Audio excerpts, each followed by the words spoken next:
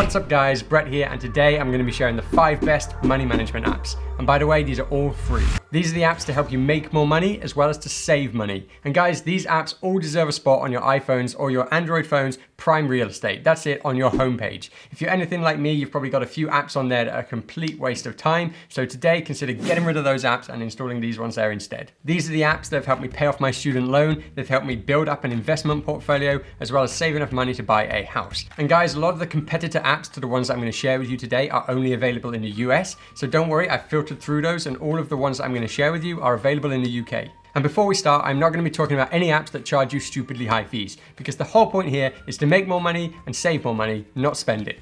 All right, then first up is an app called Splitwise. And this is an app that's great for splitting expenses, maybe with your housemates or your roommates if you share an apartment, or your friends when you go on trips. And that would actually be really cool if I had some friends.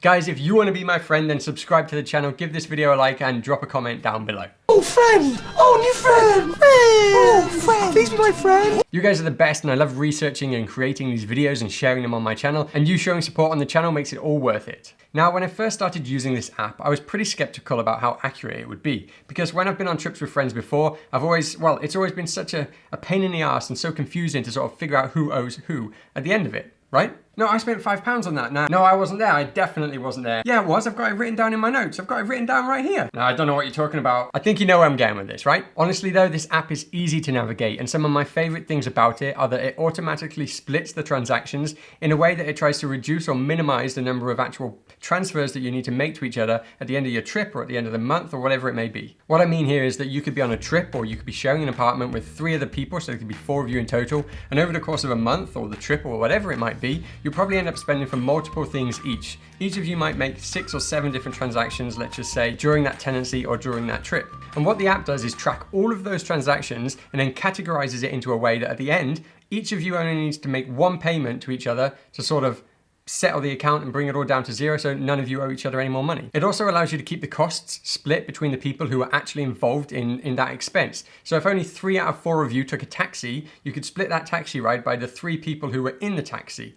And then only those 3 people are going to have to contribute towards it. The other person who didn't take it doesn't have to contribute. As well, when you input an expense, there's a really nice feature that allows you to attach a receipt to that expense. So that sneaky friend who always forgets has no excuses anymore. Now, when it comes to actually paying each other, unless you're a US user, you actually have to go out of the app, either give each other cash or make a bank transfer out of the app, and then jump back into the app and mark that payment as settled up. This is the way that I've always done it, and I'm happy to do it this way. It's easy enough. But if you are a US user and you're based in the US, you're lucky because you have PayPal integrated within the app. It just means that you can make payments that much easier. Also, what's really cool about this app is that it can deal with different currencies.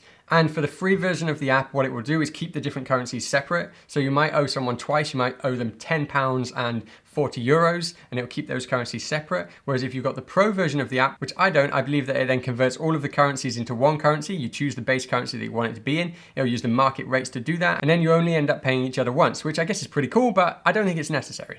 As I said, there is a pro version of this app, but honestly, the free version does all of the basics super well. I've been using the free version and I've never found myself wanting to upgrade to the pro version. Most apps do this the other way around, right? They actually offer very little for free, and then they show you how much you can get if you upgrade to the pro version. So I think what Splitwise have done here is prioritize getting happy customers on board, versus upsetting people and sort of letting them use it for 7 days, making it look all that, and then after 7 days, sending them a notification saying that you have to pay $9.99 a month or whatever from now on to continue using the app. All right then guys, so if you are interested in this one, it's available on the App Store. Go check it out. No sponsored links here, nothing like that. It's just a great app that I think you should know about. Next up is Revolut, and this is today's best app for banking and investing. And I've spoken about the investing side of Revolut on quite a few of my other videos, so you can go and check those out. Today I'm going to be covering more the banking side of the app. Now, Revolut aren't a traditional bank, but as far as I'm concerned, they do everything that my older banks always did, and then more. They do have the benefits of a standard bank in that the funds that you have in your Revolut account are safeguarded in an account with a tier 1 bank, and all card transactions are processed and protected by the Visa and MasterCard network. I do have a few bank accounts. Revolut isn't my only one, but it is my favorite by far.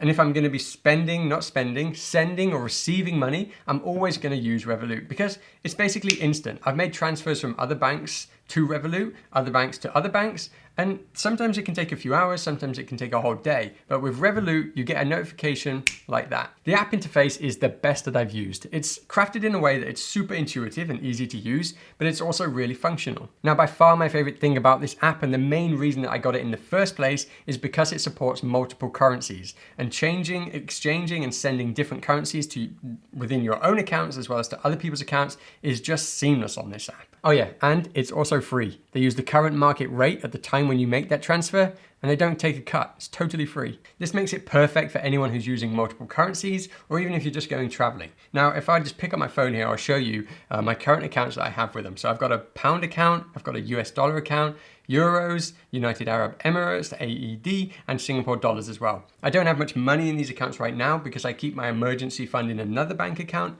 Anything that I usually have in here, I have invested. Even though they're a fintech company, they're a digital bank, you do get a physical card. And I have their Metal plan, but there are also free accounts available as well. And these free accounts can do pretty much everything that the Metal one can do, except with some limitations. But for most people, those limitations aren't going to matter. Now, you also get great control over that physical card within the app. Let me show you what I mean. So here I've got my cards page. I've got 3 cards. And if I just click on one, say the original one, now within here, you've got different options. You've got freeze card. This means that you can freeze your card if you've lost it, or even if you just don't want to use it for a couple of months because you're going traveling or you're going somewhere else, you can freeze it. And you can also unfreeze it just as easily when you're finished.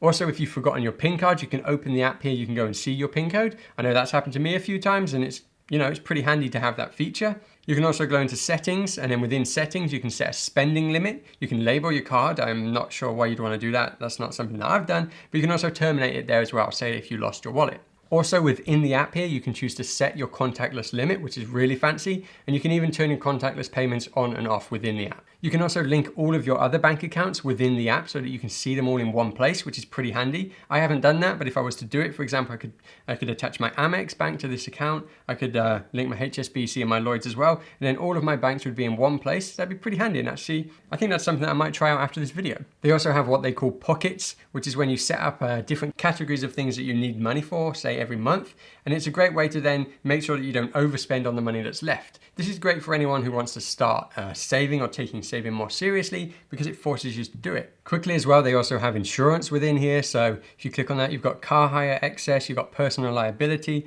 purchase protection, returns protection, tickets protection, travel insurance, and they've even got winter sports there. I mean, what normal insurance covers winter sports? Most actually exclude this, but these guys include it. So there's a really comprehensive range of insurances there, but just note that if you do want to use these, you're going to have to scroll to that section of the app and actually activate them, because as standard, they're not activated. You have to actually go there and, as I said, activate them. They've also got something called Smart Delay here, which is when if your flight gets cancelled, you put in all your details, you put your flight number in, and then you get access to an airport lounge, which is pretty nice. They also have a rewards section here with loads of great cashback options and things. And actually, if you go into your vaults here within your wealth section of the app, this is where all of your cashback actually gets accumulated. And as you can see, if you go in here, you can see all of your transactions that you've earned that cashback on. Revolut is also my favorite app for investing in US stocks, gold and Bitcoin as well. And I've actually made a few videos about these. I'll link them up here somewhere. A much more in-depth review that if you guys want to go check that out, just go ahead and click on the video. Okay, now as well as Revolut, which is still my favorite trading app overall, this week I actually came across a new one, which is called Freetrade. And this one is great for investing in UK stocks as well as ETFs as well. Now, funnily enough, I've actually started using Trading 212 for this because it is something that Revolut lacks, but I'm considering switching over to Freetrade. And one of the reasons that I'm considering switching over now is because I don't want to become too invested in Trading 212 and then want to switch, like say 2 months down the line. Because if I wanted to do that, they don't allow brokerage transfers, which means that if I wanted to do that, I'd have to sell all of my positions within Trading 212, get the cash, transfer the cash to Freetrade, and then buy them again. And that's just a massive pain in the ass. Anyway, back to Freetrade. Now, I did experience a small issue when first depositing some money into the account, but that's because I used a joint bank account with my wife when I made that transfer. And because of it, they sort of put it on hold for a bit. I had to send in my bank statement and things like that. So just keep that in mind if you're considering using Freetrade as an investment tool. And if you're interested in checking this app out, guys, you can get a free stock today if you fund your account using the link down in my description. So if you are interested, go check that out. But remember to fund your account when you do sign up, otherwise you won't get the free stock. Okay, now next up is an app called Moneybox. And this is somewhat of an investing app, but not really an app that you'd use to actively invest. Instead, it's great for people who want to save more money, but still get a little bit of exposure to the stock market and not feel the pinch. And I'll explain what I mean by that in a minute. So how this app works is you open an account and then you've got a few options. You can either open a personal pension account,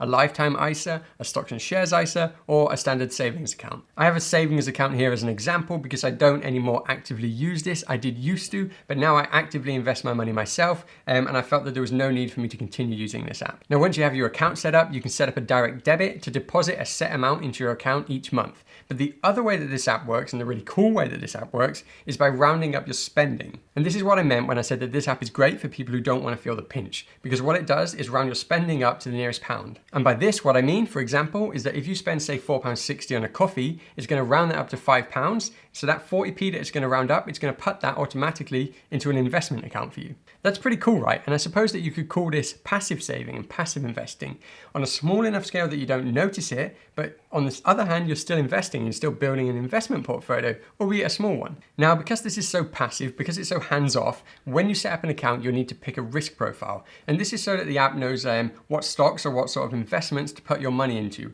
whether to put it into a riskier investment account or a less risky one. So here you can choose from 3 options. The first one is cautious, the second one is balanced, and the third one is adventurous. Cautious is going to be your least risky and adventurous is going to be your most risky. And as you can see here, the cautious one saves 40% as cash.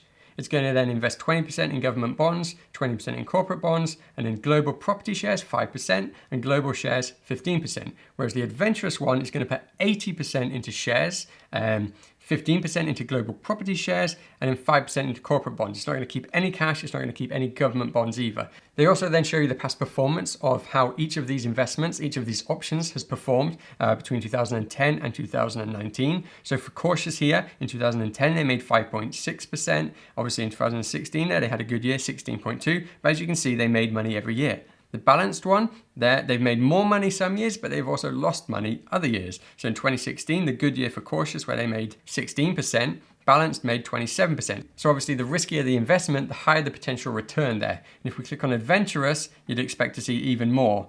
And there you go. It is a bit higher. 27% still in 2016, but in 2019, there was a 20% versus 18% for the balanced one. They did also lose more in 2011 and 2018, but there you go.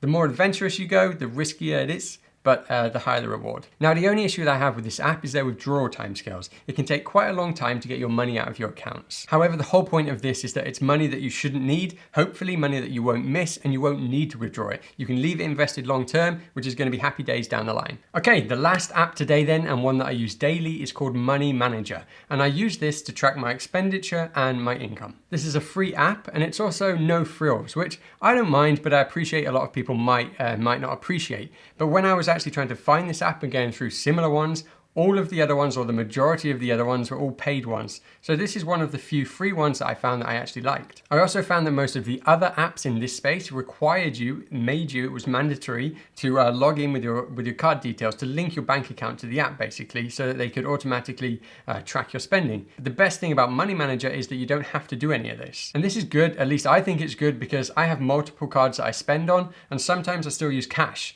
I guess I'm showing my age there, but sometimes I still do use cash. So it wouldn't pick up those transactions, and it'd just make it a bit confusing. I suppose it's a bit like having an old school manual car versus an automatic. When it comes to reliability and having total control, I believe anyway, old school manual trumps automatic any day. It is a bit more work, but you have that peace of mind. You have the peace of mind that it's going to be accurate. Now, this app can be a bit confusing at first when you first get hold of it. It's a bit like when at work sometimes when you get hold of someone else's complicated Excel sheet and you're like, freaking hell, I'm never going to understand this. But then in the end, you actually start to love it because you actually start to understand how it works. And it's pretty cool. Is that just me? Okay, that's just me, never mind. Anyway, so as I said, I use this app to track my daily expenditure and my daily income. And I mean everything. If I spend £3 on an ice cream, it goes in the app. If I get £7 as a dividend income, it goes in the app. Then at the end of the month, it compiles all of that data and it displays it as a pie chart as well as a listed breakdown. These breakdowns are good because unlike the automatic apps, when they decide these categories for you, within this app, you actually have to choose the categories and set them up yourself. And every time you spend something or every time you get money in, you choose what category it goes in. So again, you know it's going to be accurate, you know it's going to be reliable. So yeah, there you have it. Not the fanciest app on the market, but I think anyway, the most practical free version or the most practical free app to track your expenditure and track your income. All the apps that I've mentioned here today are apps that I use or that I have used, and they're all free, although some of them do have the option to upgrade, but in most cases that's just not necessary. The basic features are enough, which can't be said for most of the apps on the market these days. I mentioned earlier that I've got other videos on my channel where I talk about Revolut. I talk about their investing, specifically in the US stocks, in Bitcoin, as well as in gold. So I'll link those, or they should probably be showing up somewhere around here. Go check them videos out, guys. But that's it for today. Thanks for watching. Consider subscribing, guys, and please give this video a like if you've enjoyed it. I will see you next time.